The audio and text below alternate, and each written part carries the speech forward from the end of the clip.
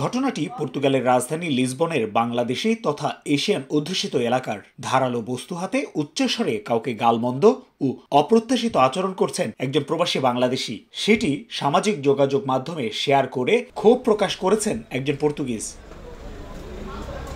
এরকম নানা ঘটনা ঘটছে পর্তুগালের রাজধানী লিসবনের বাংলাদেশি তথা এশিয়ান অধ্যুষিত এলাকায়। প্রতারণা, কাগজপত্র জালিয়াতি, নিয়ম বহির্ভূত অনেক কর্মকাণ্ডের পাশাপাশি তুচ্ছ ঘটনাকে কেন্দ্র করে প্রায় প্রতিদিনই ঘটছে মারামারির মতো অনাকাঙ্ক্ষিত নানা ঘটনা। অভিযোগ যাচ্ছে স্থানীয় প্রশাসন সহ আইনশৃঙ্খলা রক্ষা বাহিনীর কাছেও।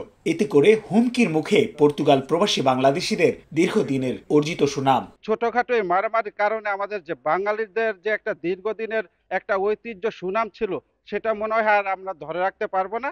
দেশের ভাবমূর্তি রক্ষায় বাংলাদেশি ব্যবসায়ী সহ কমিউনিটি নেতাদের দ্রুত পদক্ষেপ নেওয়ার আহ্বান সচেতন মহলের। বিকাশে কম খরচে ক্যাশ আউটের লিমিট বেড়ে 50,000, প্রিয় এজেন্টও 2টা।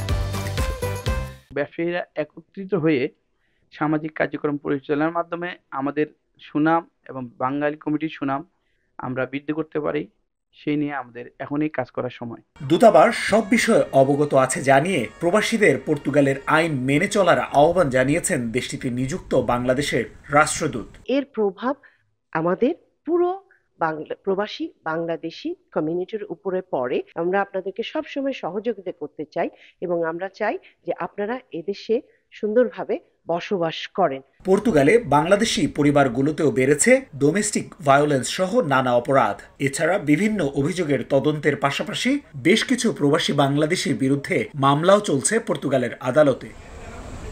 বিভিন্ন দেশের অভিবাসীদের নানা কর্মকাণ্ডে সম্প্রতি পর্তুগালে বেড়েছে অভিবাসন বিরোধী মনোভাব। নতুন ডানপন্থী সরকারও নিতে শুরু করেছে নানা পদক্ষেপ। তাই এই সরকারের অভিবাসন সংক্রান্ত নতুন পদক্ষেপ কি হবে তা অনেকটাই নির্ভর করছে অভিবাসীদের আচরণের উপরই। তারিকুল হাসান আশিক, সময় সংবাদ, লিসবন, পর্তুগাল।